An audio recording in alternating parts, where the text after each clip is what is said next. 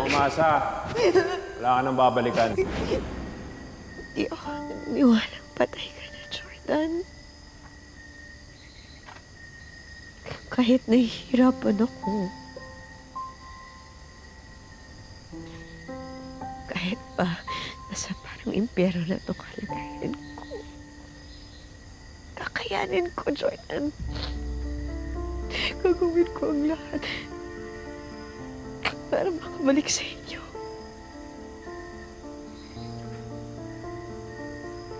Pangako, mabubuo tayo ulit. Pangako yan. Pangako ko yan.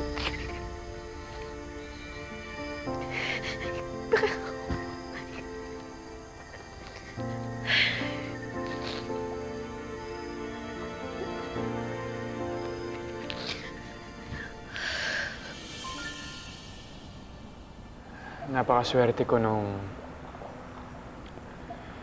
nakilala ko si Christy.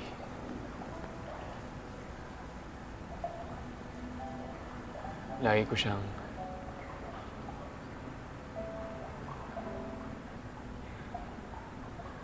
lagi kaming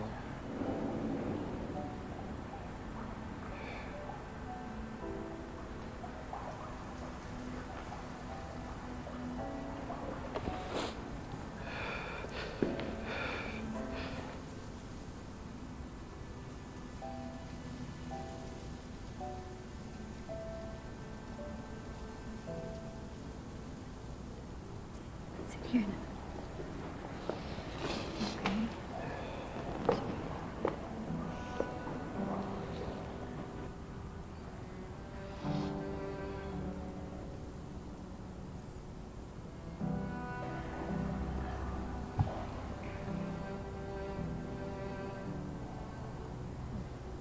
Si Christy ang pinakamatapang na tao na nakilala ko. When my husband died, she became my rock. Kahit teenager pa lang siya noon, siya na ang naging sandalan ko. And we promised each other that we will always be together. That we will love and support each other no matter what.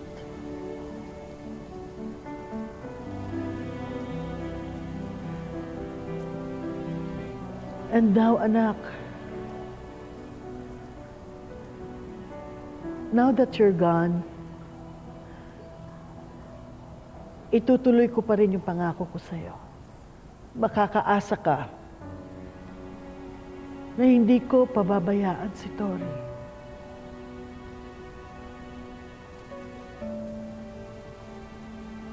I will be her rock as you were to me. At ipinapangako ko rin na bibigyan namin ng hustisya ang iyong sinapit. Na hindi kami titigil hanggat hindi napaparusahan ang mga taong may responsibilidad sa iyong pagkamatay.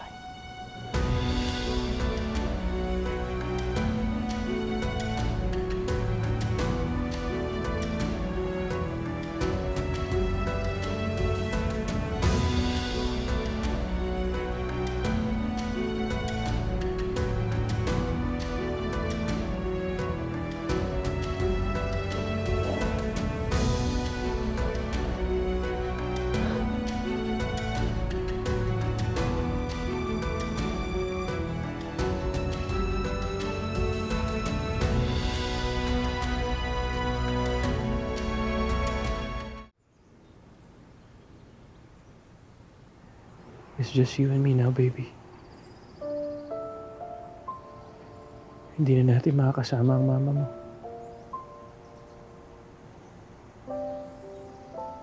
I'm sorry, wala akong nagawa para iligtas siya.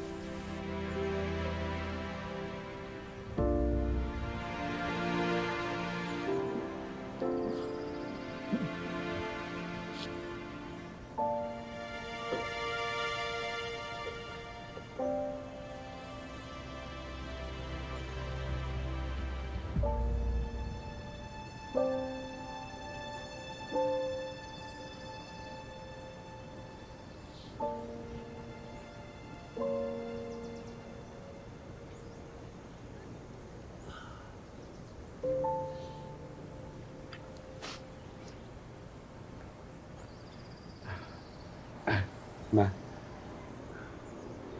kukunin ko na lang muna siguro si Tori para hindi na ako makasagabal sa inyo.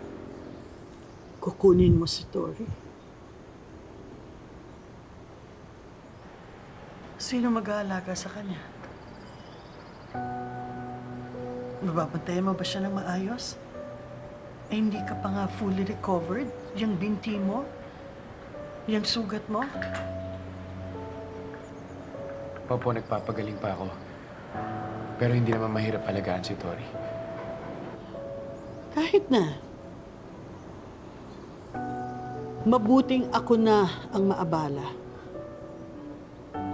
At least, secure ako tungkol sa safety niya, sa well-being niya. Hindi yung nandun nga sa'yo. Pagkatapos, hindi mo naman siya maaasikaso ng tama. Walang galang na ho, Ma. Pero sa tingin ko po wala kayo sa posisyon para pagbawalan ako na kunin si Tori. Akong may karapatan sa kanya. Ako yung tatay niya. Jordan, hindi kita inaalisan ng karapatan.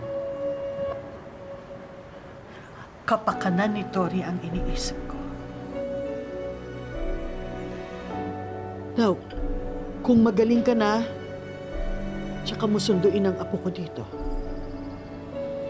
But for now, she is staying here with me.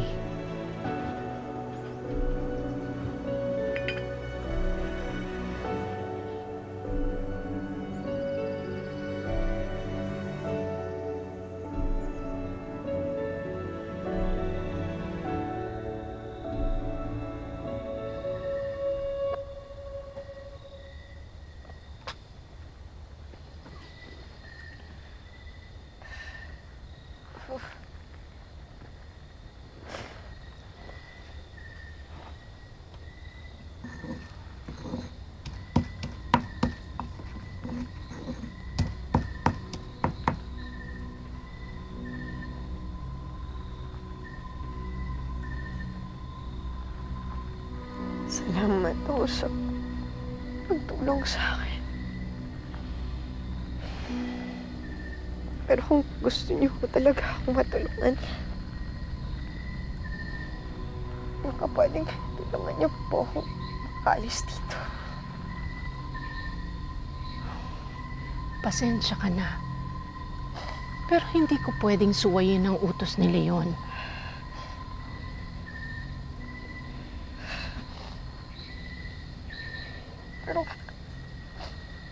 Meron po kasi akong kasama at anak.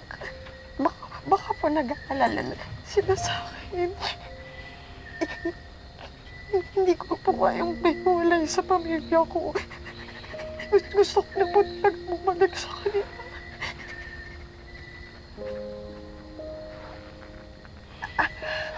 Pasensya na talaga.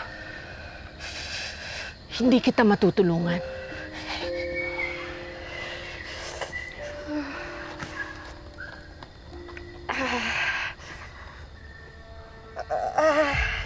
Ano?